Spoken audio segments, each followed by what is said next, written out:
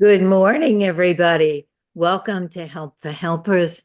And Charles and Gisela have a wonderful reflection. We already sort of started talking about Marx and Heidegger and Hannah Arendt. Fascinating history. And Astrid sort of joined us in that conversation. So we're going to do a recorded dialogue about that you could look forward to. But I'm going to start right away One. with Gisela and Charles, and welcome. Yeah, hello. Hello. What we are doing today is talking about Hegel, Jean, and Aristotle. And I asked Lynn how okay it is to mention Marx in this American setting. And we said it's important. And Lynn announced that we will talk about that in an interview that will be published on YouTube. But for now, let me start with our topic. I just think it's so amusing what you say. Karl Marx wrote for the Herald Tribune as a regular correspondent in America, one of the main papers. That's crazy, but we've come to a point where we have to ask whether it's okay to mention Marx when he was one of the main correspondents who wrote for a paper in the United States. It's awesome. But okay, go on. It's very funny. Thank you for mentioning that. I didn't know. Yeah, we are talking about philosophy today, okay? And it might be a very heady topic, but a little bit of teaching is okay every now and then. Well, So, then maybe we should start with just a stretch, yes. stretching our minds, and we could stretch our bodies. And those people who feel like, oh, philosophy, um, that's all in the head. Let's bring it down to our bodies and um, talk about embodied philosophy this morning. Mhm. Yes. And Jean did that with Yes. different kind of concepts, Hmm. concepts which are experiential and not just in the head. One of the most difficult things in Jean to understand, his instance of itself, yeah, a new kind of concept. Can you say a little more about the instance of itself? Mm, oh, it is too far. Oh, It okay. leads too far right now. That's a different topic altogether, Hmm. where Jean really went away from this distinction between universal and particular, between the general and the specific, and said they are interrelated and it can be experienced. Okay, so it is involved in process philosophy. Process philosophy is something that came into European philosophy in the more modern times with Hegel. Hegel is 50 years older than Marx and admired the French Revolution and was stressing that human beings tend to want to liberate themselves. And he saw the French Revolution as one of the symptoms of history that shows how human beings strive for freedom. And he is the first one who introduced process philosophy. He called it dialectics. And dialectics means that we do not think in terms of things, but in terms of process. And a process is always something that is involved in history. I mean, no, history is involved in process. We cannot see anything as separate as this, but always in its historic, sociological, philosophical context. And That is what was new. And Marx picked it up in his dialectic materialism. Okay, I am getting on and off in, yeah, it's a big topic. And Jean once said to Dave and me in a conversation over and over, nothing just is.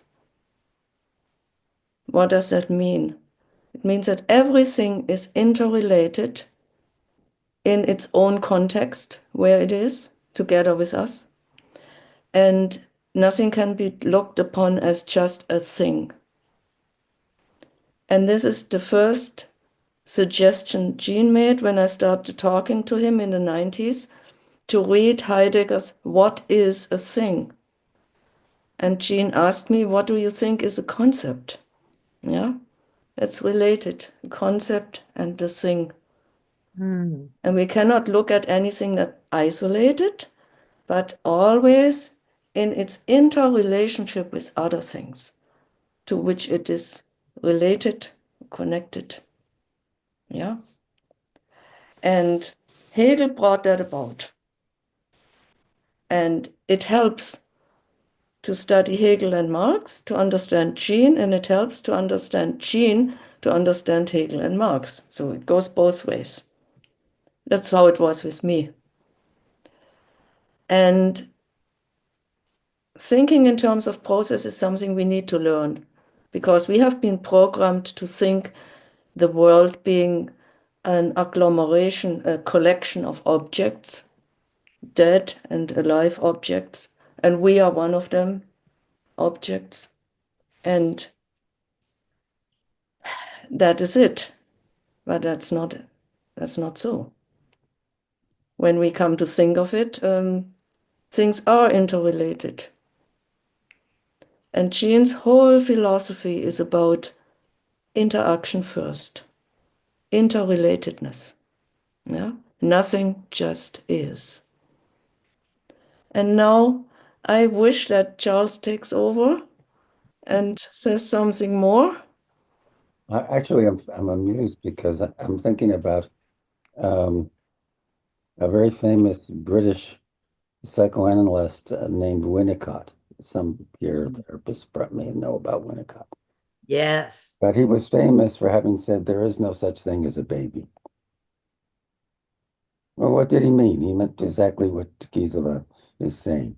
The baby is related, exists in relationship in the context of the mother, of the whole, well, ultimately the whole society, right? We're all part of society. There's no such thing as what is it John Donne said? Well, no man is an island, right? We're all connected. So I think that's a wonderful place to start with what Gisela is saying here. And it does, I want to say one more thing. It isn't just related, we are developing. We're subjects that are striving to develop our potentiality. And I think that that's how I understand Jean's concept of implying. There's a shortcoming in Hegel that he seems to think it's all about thought. And he critiques the existing world, the existing society in the name of reason. He says, and he thinks, and there he took off from the French Revolution and actually created a religion of reason under Robespierre. Was it Robespierre? I think so. But where does reason come in? And there we have to think. I think we have to go to Jean's. No, it starts with experiencing, with feeling, with sensing, or even in nonviolent communication with needs. Or Marx talked about needs as well. Not so much Hegel. He talked about the thinking. But even so, there's always this idea that things come up against their limit. That's the negation. And progress comes through negating the negation, through transcendence, through carrying forward. So there's a link with with Jean with carrying forward. I want to toss the ball back to Gisela. Process comes from negation, you said. Yeah. Forward movement comes from negation. Movement, process, yes. Movement is very much part of Hegel, yes. We have to say that Hegel had it all up here. And the whole world process is a development of the world spirit through us. This is called idealist philosophy. And Marx turned it around and said, no, it is our living that makes history. It's through our living process comes about, through our action, right here in our physical world. And that's why he said he had to take Hegel, who stands upside down, to put him on his feet. Important to understand, yeah? Whatever is confusing in Hegel, it comes from this idealist stance that he inherited from the philosophy that was around in Germany at that time, the Deutsche Idealismus, German idealism. And Marx put it as down to earth, as we experience the world directly, not up here. Yeah. I think Katerina did you want to say something, Katerina? Yes, it seems to be going a bit fast for some people. Uh-huh. And there was a question to please say a bit more about negation, how interesting that is, coming up against the boundary, listening. Is there something more to please slow down a bit and make it more real for us? Yeah, thank you. It's easy to get carried away with this. Negation is a thing is both itself and what negates it. And there's a parallel to Jean here in chapter 3 of the process model, where body and environment are one, he says, but only in certain respects. And in chapter 3, the first instance comes where body and environment are not one anymore. It's called the object. Something is missing to carry life forward. It's on the level of one cell organism, yeah? Food is missing. And Jean says this is the first rudimentary object and the first rudimentary symbol of something, yeah, that is missing. That's the negation. Let me throw in can I throw in another thing here? Yeah. Because I was always puzzled. There was this phrase from Hegel, the negation of the negation. I said, well, what the hell is that?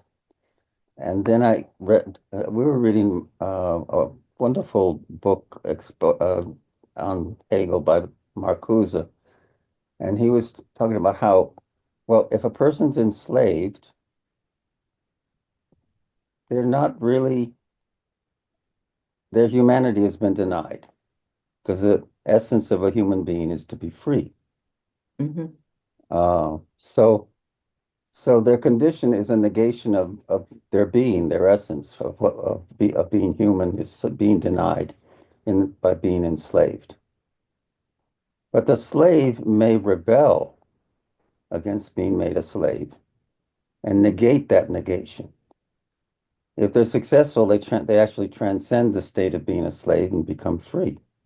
So the negation of negation is a process by which a condition that denies the essence of something living and is transcended so that it becomes what it is, as it were. Okay. And that would be Jean's carrying forward. Yeah. I Yeah. think, yes. Could I just ask that's very intriguing, that idea of negation as part of the carrying forward and then the negation of the negation.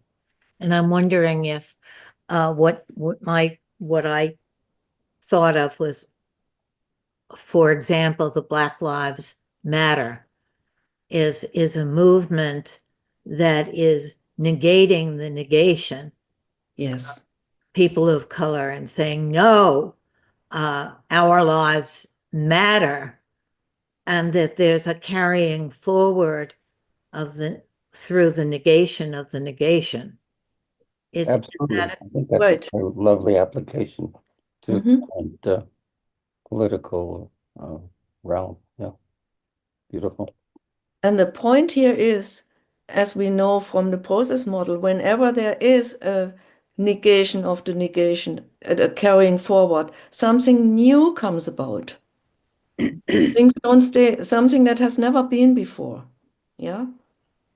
Maybe we are still waiting in America for really something new, but it has the seed, the potential to bring about something different. it's exciting? Mhm.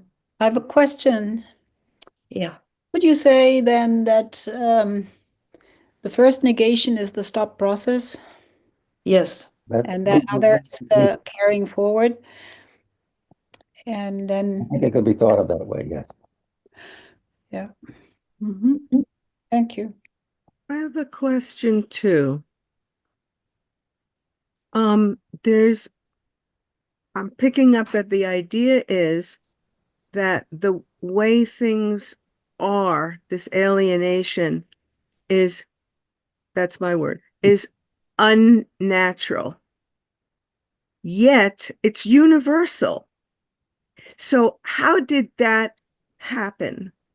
Why are humans doing it all wrong all the time unless they read Gendlin or whoever and change? Is it socialization? What's the need that screwed it all up in the first place? You want to talk about patriarchy, Gisela? Okay, Yes. so it's Astrid? men. I'll go with that. I'm with you on that. So it's a need for power on the part of certain people who Class, then class suppress other society. people. Right. Yeah. How this evolved, we have to go back to the prehistoric times, I think. Great. Love them. Yeah. Can I say it in a nutshell? Uh-huh. In a nutshell, it's the advent of patriarchy, which means control and oppression and hierarchy. It evolved out of a need of men, anyway, back then. It's a long historic process that is reflected in the philosophies around the whole of Western philosophy is coined by that. That's why I would say Jean's philosophy is the first real novelty in all that. May I And point to something? yeah, There, there are Marxist papers called the Paris manuscripts. yes, And alienation is one of the main terms for Karl Marx, the alienation from the ground, from earth. And the moment you make something into eine Ware, something a to sell, commodity. a commodity, you alienate yourself from the process of the work that went into it. And I find it a very fruitful concept still. For me, that's very alive. Sorry if I interrupted you. No, that's good that you mention alienation. It's the reason why I am fond of Marx. Okay, so there And I know that my about you. main point, yeah. Yeah, yeah. How this evolved is a long study, and there are controversies about it as well. But patriarchy is really the root. And it is not about men. Patriarchy is about wanting to control, wanting to direct, wanting to take advantage of nature, of women, of children, of animals. and have control over that. And capitalism evolved from ultimately patriarchy. Makes sense? I want to just add, can I add that, is that okay? Hmm? Yeah.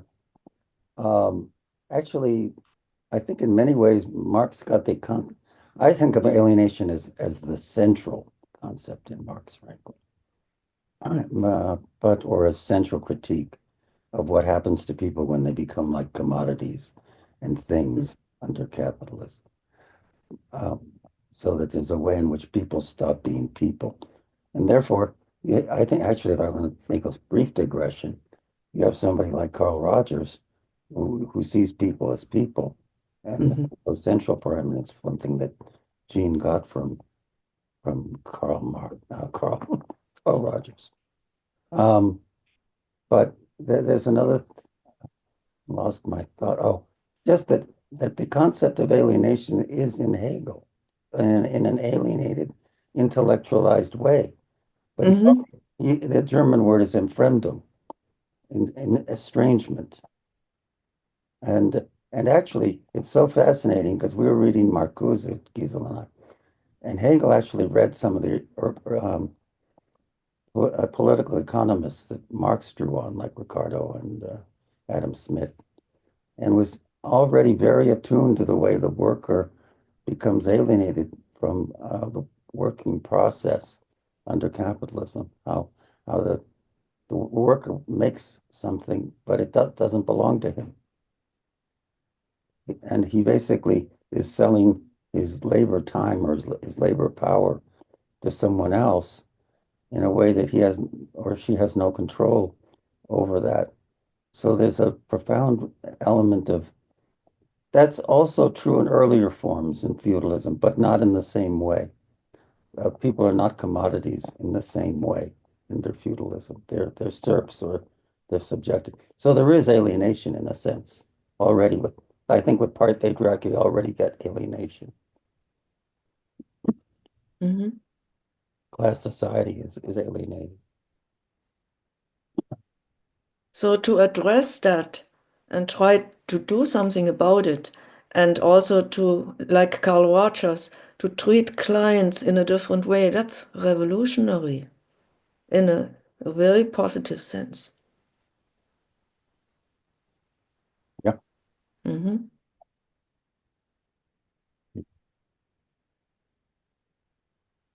good spot to pause. Oh, I want to say one thing more about alienation. It's not just the worker who is producing, it's also all these office jobs. That's alienated work too. They are alienated from what they are really doing there. They're performing a task that had been told to them, like bookkeeping and analyzing numbers. It's not theirs. And it's not done for any project of theirs. It's done for another project, which is the company they work for. Let me say something about I was a director of psychology at a clinic, a mental health clinic, and there was a lot of emphasis on what they call statistics or numbers, which was how many encounters, how many you had had with clients. And I always thought that was so alienating because people felt, oh, I just have to make these numbers. But I said, if you put it on its head, each of these encounters ought to be at least some kind of meaningful interaction with a patient. And the purpose of these numbers is to meet the needs of these clients that you're spending time listening to and trying to help them with their lives. But that gets lost.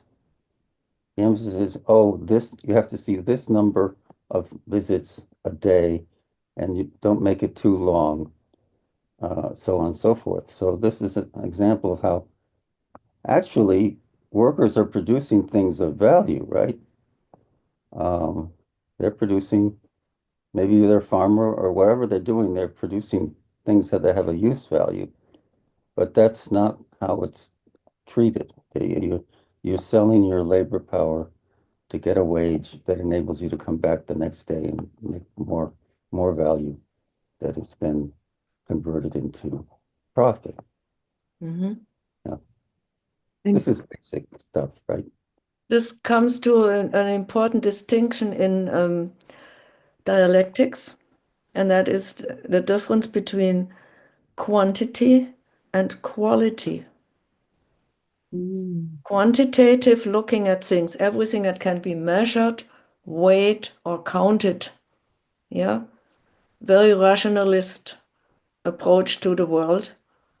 The qualitative, the experiential, is lost, and that is part of the prevalent way of thinking as well. Thinking in terms of things is quantitative thinking instead of quality, paying attention to the quality of the relationship. Quality of the relationship is a term I learned from Robert Foxcroft. Is something I find very, very important.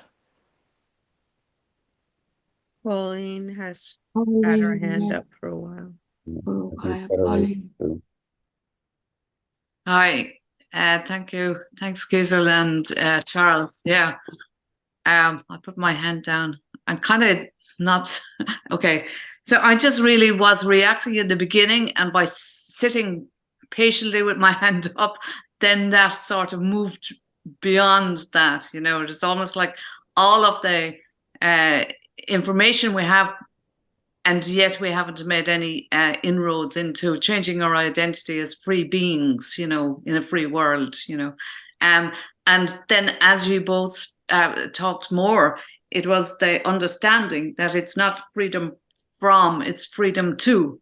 So that with Black Lives Matter, it's free from the idea that that there's oppression in the individual. And I think that's where it's very radical with person-centered or human-centered approach, that the human being is sovereign and self-regulating, and from there.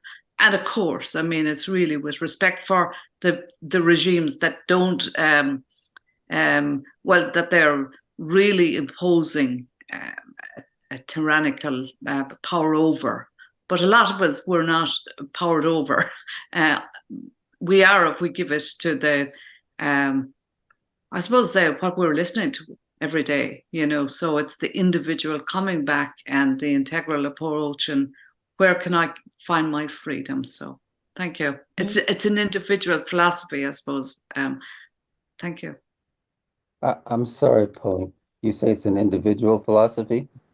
I think that's the beginning of the understanding to get from, and we talk often about talking to, talking from, but it's like the freedom from oppression.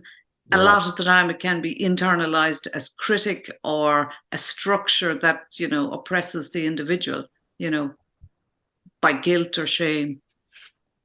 So it's freedom to, and I think that's the person-centered. Yes. Mhm. And each person is part of a society, right? So we're never just individuals, right? Well, it depends. That's where it's beginning to unravel for me, and not get excited, but exciting. But it's like, oh, that's how it works.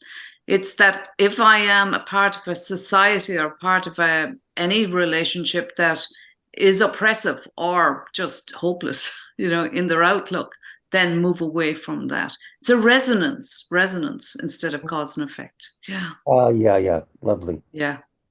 Thanks. That's actually a concept that Barbara Fredrickson has developed in positive psychology, the concept of resonance as being, yeah. But that's a lovely, thanks for that, yes. What comes for me here right now is we are both oppressed and striving for freedom, or can realize freedom in ourselves. We are both an individual with all our intricacies inwardly, and we are part of society. Yeah. And that is what I learned from dialectic thinking, that opposites are not contradictory. a negation of something or a negation of a statement can be equally true with what I first said. And to hold both is important. To never say it's either or. No, it's both. In this respect, it's this. In another respect, it's that. Yeah. And Thumbs up for me is an urgency. I'm sorry, Charles, did you want to ahead. respond to that first? Sure, go. No, you go. I feel an urgency, the difference between explaining and doing something, especially in these times. And that's why I keep going back to how did we get this way?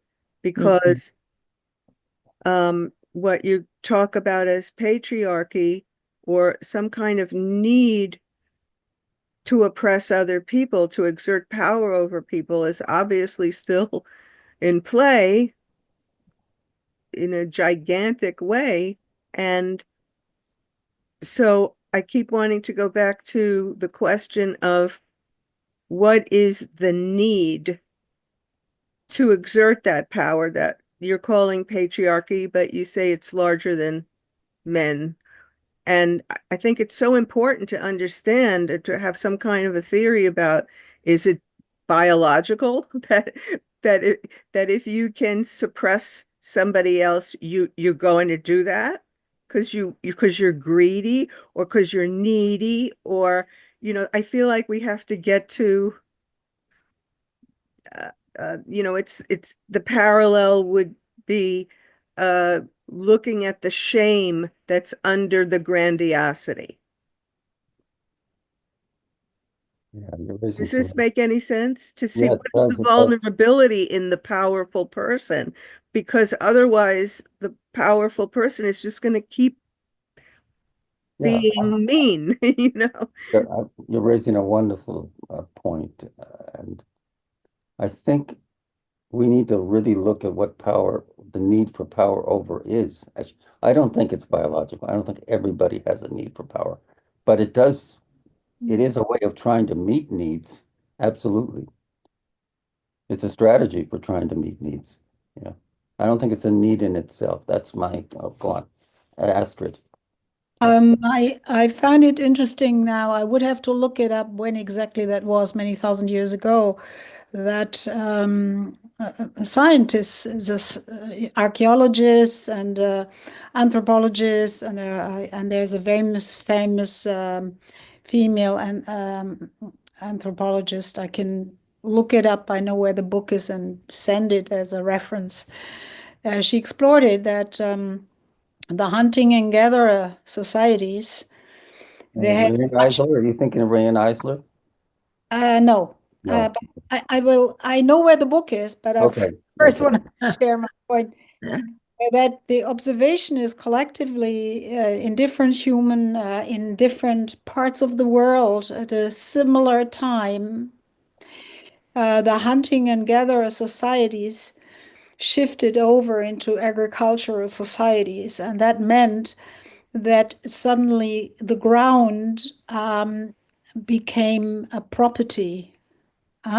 Before we had a nomadic life, and didn't have the concept of property of the ground, and so the anthropologists and the archaeologists were very surprised how egalitarian the participation in the societies were between men and women, and that went counter to what was known up to that point. And so that need maybe to exert power coincides with the taking of the land for agricultural purposes, because then suddenly it became meaningful to exert a certain kind of power, and women were at a certain disadvantage there.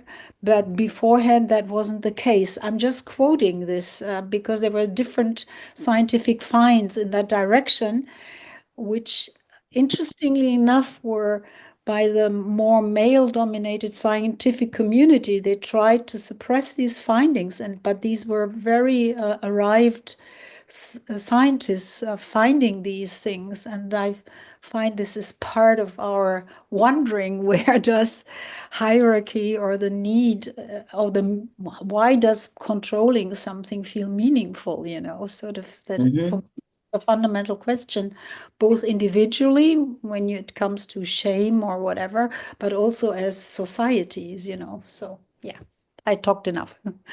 And I think that speaks to the fear that's underneath it, the fear of having enough Is that the land, book? etc.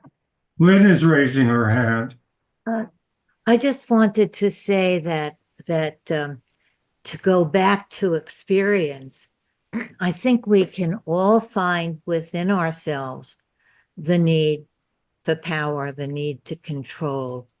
As a therapist, I am very aware of that little crossing over from when I'm accompanying or at the service of my client, and that little place where I want to convince the client, or I want to help the client in the sense that I want the client to do what I think is best for them. And I could just feel that need to control, that need for power, that need for people to listen to me, to do it my way. And I think when we find it within ourselves, in our own experience, it's easier to understand that. And it's easier for me to understand how I need to keep coming back to let go. It's okay. If they don't listen to me, if they don't do what I want, if I don't get this or that. Ask a question to you, Lynn. What need is underneath the need you understand what I'm asking? There's something impelling us to want to control. There's a need under the need. I'm suggesting whether it could be something as benign as wanting to contribute, or it could be an anxiety about or a fear that if this person doesn't act a certain way, one of my needs won't be met. I think there's also maybe that all of us have this need to matter, to count, Yeah, to be recognized, that basic need that Yeah. Koha talks about, yeah, to be seen, yeah, and that Yeah. human beings that's part of our makeup. yeah. But I'm wondering if we should open up the conversation because there's been so many treasures sort of dropped, these little diamonds and treasures that people may need to open up for themselves. It's almost 9 and we want to go into breakout rooms like at Yeah, 9:10 or 9:15. that sounds good. What we're thinking about 20 minutes, right, Gisela? Yeah, At least 20 minutes, 20 preferably, minutes. maybe even a little more. And briefly, Jean had this incredible belief or faith, I must say, in the process of the client. And we are accustomed to think that things need to be controlled in order to function. So we all have that in us, yeah? And we can trust the process of the client.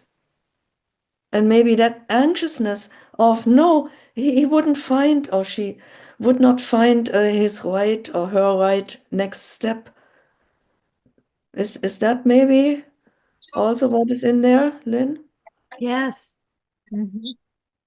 Yeah, I think Carl Rogers was really the one who, Lynn suggested opening up. Is there anybody who has not spoken that has something they might want to ask or Yes, me.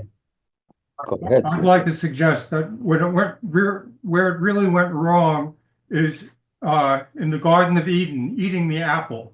That before that, things are okay. And that's really where it went wrong. That's the tree of knowledge, when we became aware who we are and and developed language, Knowledge of good and evil. self-awareness. Before that, there was no good and evil. We were all innocent before that, right? Yeah. Supposedly. That's the myth. Well, biblical scientists have asserted this, and so it must be true. Okay. There is a lot of truth in that myth. Depends how do we interpret that is the question. Yeah. Well, there's interpretation, and then there's how you feel it internally. My body knows what that myth means. Uh-huh. Mhm. Interesting. What does your body know, Jim? Yeah. Well, I can only say it in words. I mean, that's where it all went wrong, right there. I mean, that's why Rumi wrote about the field where the beyond right doing and wrongdoing, because he wants to get us back before there. To that place, yes. Where we're not The judged. myth contains that we have been thrown out of the Garden of Eden, and there is no way back. That's Well, also not that true. there's no way back, is that there's fiery swords preventing you from going back. But it doesn't mean that in the next in the sequel we don't get back. Sequel called Paradise Regained, I believe. Oh, is that Paradise Milton? regaining? Is that Milton? Yeah, that's Milton. Okay. Ah, yeah. I don't know I much think about Gendlin kind of, Go I on, just want to Paula. know Sorry. can anybody This- say what the snake was offering? Oh, he was offering to make us gods. You shall 'Cause be as gods. the snake was off because that's that's what Jim is saying, that something went wrong. So it was the snake really who was trying to make some kind of a deal. And what was that deal? If you read it very carefully, Liz, God was a jealous God and didn't want humans to become like gods because then they were going to challenge him, and he was like a patriarchal asshole. Excuse me. yeah, Who didn't God is want, asshole is good, Charles. who didn't want human beings to become wise and know and eat the apple of life. That wasn't God. That If was you the read it priest. closely, he really is a jealous God who doesn't want humans to. You Anyway, can look at eating the apple as a revolutionary act. yeah, it's right. Yeah. Mhm. I just wanted to say that I've been watching a lot of nature videos Oh, and looking at the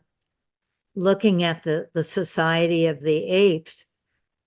There was in most species there's the dominance and submission and what we might think of as evil,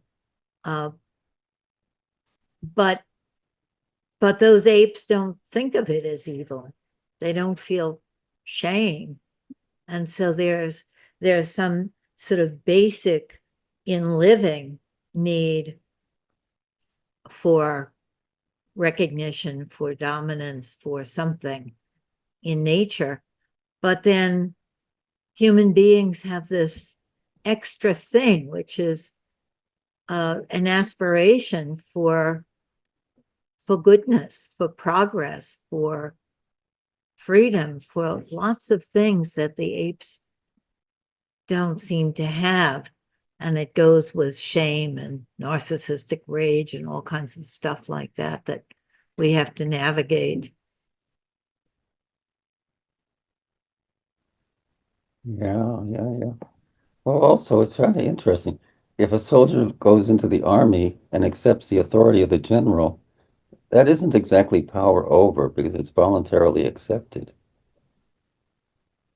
right? I mean, if you're drafted against your will, that is power over. But if you join an organization and willingly accept the authority of somebody because you're the captain of a ship or whatever, there's all different degrees, right? I mean, there's ways in which hierarchy isn't always sometimes it's voluntary and accepted. What is voluntary? I mean, if you're going to get into free will, oi. I mean, maybe he accepted that authority, or she or they, because they couldn't get a job other Yeah, than that. And I don't is it, consider are they that. really free? No, I would not consider that free. No. I'm worried that people are getting lost here. Yeah. And Me too. and I think we need to come back Me to too. our I'm getting found I personally, but No, I take your point, Liz. Undercurrents, that situation is an economic draft, really, not freely joining. Yeah. Oh, I see. Okay. I am in the middle of getting my video going, but I'll just say that this is such an incredible conversation.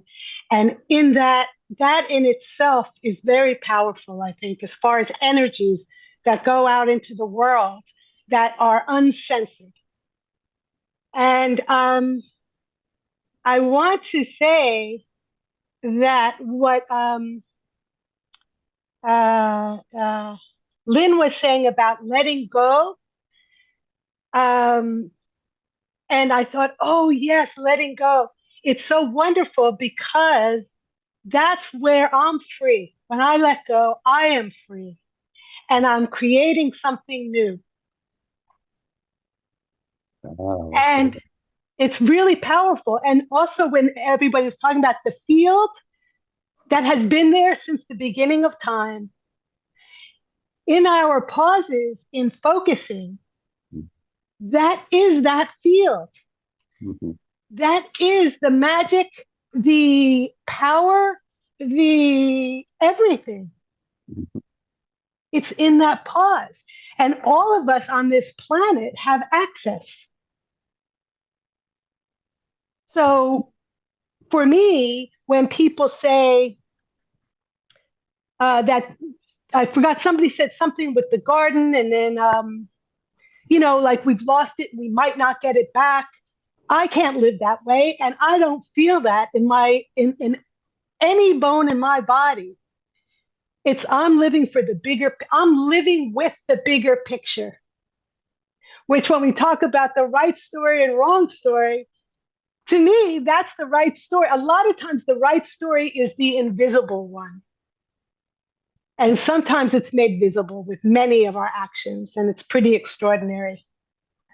So anyway, but this conversation and everybody's thoughts, oh my goodness, this is like amazing, really. So thank you. And as soon as I get my camera working, I'll be awesome. That's so lovely. Okay. Thank you, Jadina. Yeah. Shall we break into groups? Are we ready? I think maybe there are a couple of other people want to join the conversation. I have that feeling. We'll see if I'm right. Maybe, Dorothy, maybe I'm not. You got to unmute yourself, Dorothy. Got it. Yeah, what's coming to me, the idea, the Garden of Eden, God is a jealous God. Humans made these stories to begin with, and we can make any story we want. We give so much power to that story. And it's fascinating to me. I didn't think about it till it was stated. Yeah, God, it's in the Bible. God was a jealous God. But man made that story, created that story. Yep. And it's man's need. It has to do something with power, this whole concept of jealousy, to be on top. So I don't know, just all these thoughts are running through my mind, and just like we're the creators of all this. Thank you, Dorothy. Create a different story. We could create a different where we can go back and that field that Rumi talked about, where we're not judging each other and we just together as human beings. Yeah. So lovely. Rewrite the story. Why not?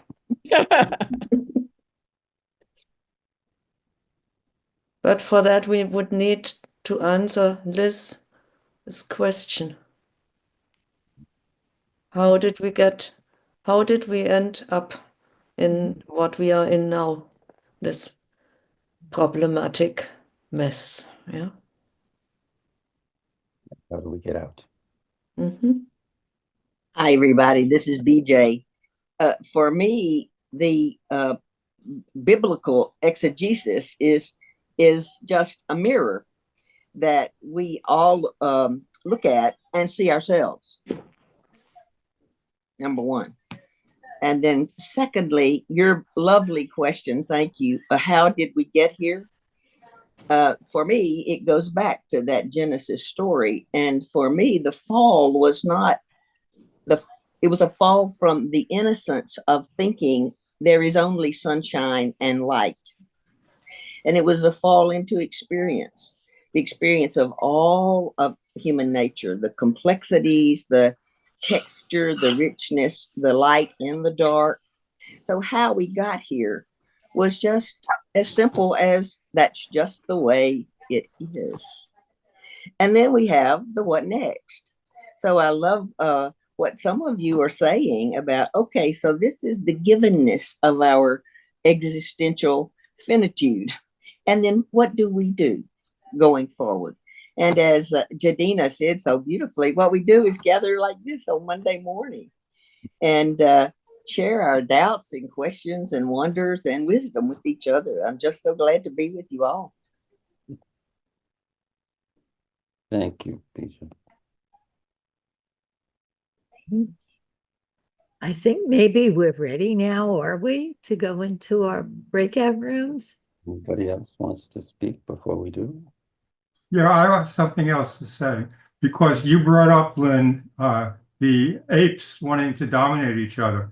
But in chapter 7 of A Process Model, where Gene is talking about how symbols and language develop, he has these apes wanting to fight each other on opposite sides of a river, but they can't fight. So they gesture angrily at each other, and that these gestures were the first symbols. They're and this is how he develops the concept of language coming from beings which don't have language. So that's fascinating. We've touched into so many mysteries, and Charles and Gisela, you brought us into a dimension where we can just sort of touch that, and all of us have many, many, many sparks and thoughts that are percolating. So thank you. That was our hope. So if we did that, we're happy.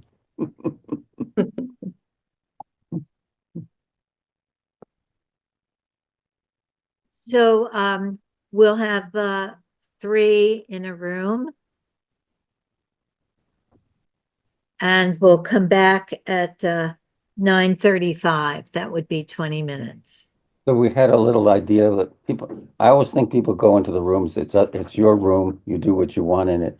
But we have a suggestion, which is that people experiment with non-is thinking, where we say, instead of thinking A is A, like I am, maybe I say I'm strong, but I'm also weak. So how am I strong and how am I weak? How do we have, this is even in the TAE, the second step is to think of what's something more than logical, or to think that something is both this and that, rather than it just is this. So it could be something about yourself, or just something about the felt sense is vague and it's specific at the same time. You know, something where it's odd, might seem odd, but it's true. Is that a fair statement? Do you want to? Yes. No, I'm asking Gisela. Yeah. Yeah, okay. You think of something not as it's like that, but it's also not like that. Yeah. And both is true. Experiment with what that does. I think you might be surprised that it's freeing to not just say something is this. Yeah. It also helps to understand Jean's philosophy. Not think, oh, something is predetermined. No, it's both predetermined and not predetermined, meaning open. Yeah. It's both. that is something one has to wrap one's mind around. It's unusual for the way we have been taught to think. Yeah. In physics, light can be a particle and a wave. How does that happen? Okay. Well, that's beyond the scope right now. Oh, okay.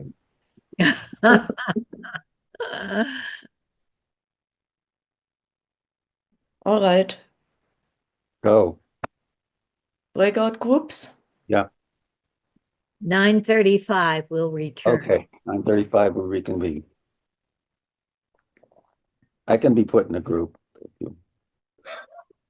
Hi, everybody. I didn't mean to hit the go away thing, but I did. That what happened. I thought we had a few more seconds.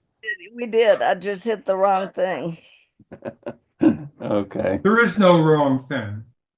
Yeah, that's true too. Can be wrong though. Can be both wrong and okay. And not wrong. And that's how Yeah. with that. Okay. Not fatalist. Hello, hello. Are we back? Yeah, well, we were Some having of us. a good time with entertaining opposites. Hi, I love entertaining opposites. Hi, Nikhil. Hello. So Lauren. anybody want to say anything about their experience in the breakouts? I bet it was very different speaking in a small group about these big things. I just want to say that the concepts that you were talking about came alive for me in our small breakout group. It wasn't just a cerebral thinking about what you were saying, but there was more of a connection and an understanding and with the other people. So that felt good to me. Thank you, Lenore. Oh, We were hoping nice. that would happen. That's very welcome. Thank you. Yes. It's so good that we have the opportunity to have both the richness of the whole group and then the more intimate conversations, and then to bring that back to the big group. So anything that you have from your small group is really Cassell has her hand Oh, raised. their And hand up. welcome back, Cassell. I haven't seen you in a long time. Well, we started off working with it, but I have the feeling, just after the little bit that we did, what kind of a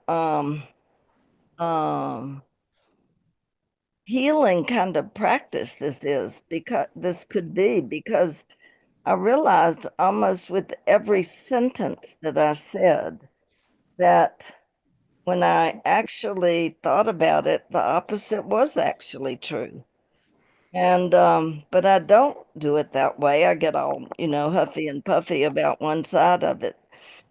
So I don't know. I mean, it felt kind of revelatory. Oh, wow.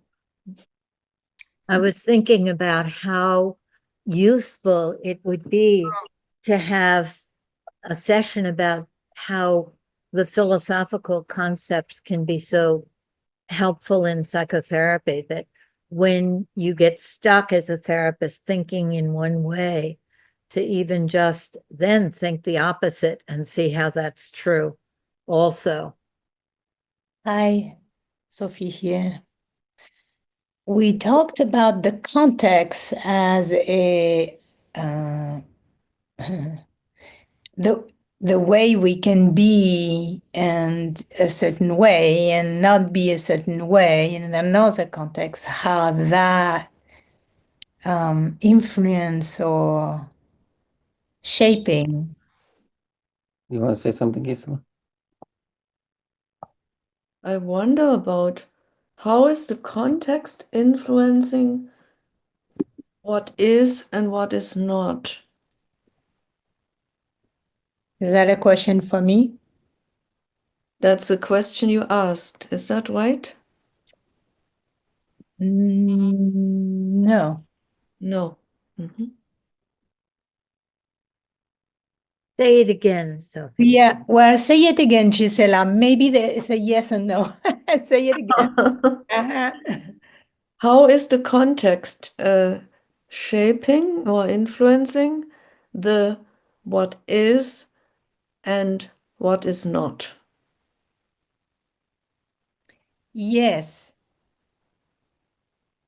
I have a sense of that, but I was wondering what was if if there was some philosophical context for that or ground around how the context, how we are different in different contexts. Mm-hmm. Oh, okay. Certainly. Yeah. I see. So one thing is true in one context and it's not true in another, something like that. Sometimes, yeah. Mhm. Or we can be a certain way. Let's say I can be kind in a certain context, and in another context, I can feel aggressive. Mhm. Hmm? Right. So, yeah. Okay, that's very interesting. I love that little. Certainly. Mhm. That's obvious to me, yeah? That what happens in a context, the context is very important for what happens, because nothing happens without a context. There's always a context around. Right. But what's coming up for me is there's always a context, but we always have our inner self, which we have to decide how to be with the context. Right. It's an interaction. Both. It's interaction between us and the context. Yeah. Mm-hmm. And this is where a little bit where we got with Rita. Maybe Rita, you want to say something to that, or and this is a word I'm borrowing from Václav Havel. The orientation of our spirit is important in the way we shape ourselves according to context. So meaning, right? Like you were saying, June, or what Thich Nhat Hanh talks about, watering the seeds. Maybe a person like Mandela, Nelson Mandela in prison was in prison, but he was free too. Mm-hmm. Because of the force, the power of the orientation of his So he spirit. was both free and not free. Yeah. Yeah. Yeah. Right. Uh-huh. I love In the the fact context. that nobody's here. People got lost. Am I crazy? What's that? What Where happened? did it's like people didn't return. Oh, did we lose people? It seems like it. we always lose some people that have to go to work. Yeah, around Oh, 9 o'clock we lose people. a lot Right. of And people. Okay, sorry. I just wanted to put a 2 cents in here, a 1 cent. I love the little video that we have up, Jean saying, why does therapy work when it works? And the person comes and pours out all their stuff at me or to me. And why does they've said that 100 times? Why does it help? And he says, because they're saying it to me, and each person is a new interaction. So the client saying it to me is going to be very different. It's a different context than the client saying it to their wife or somebody like that.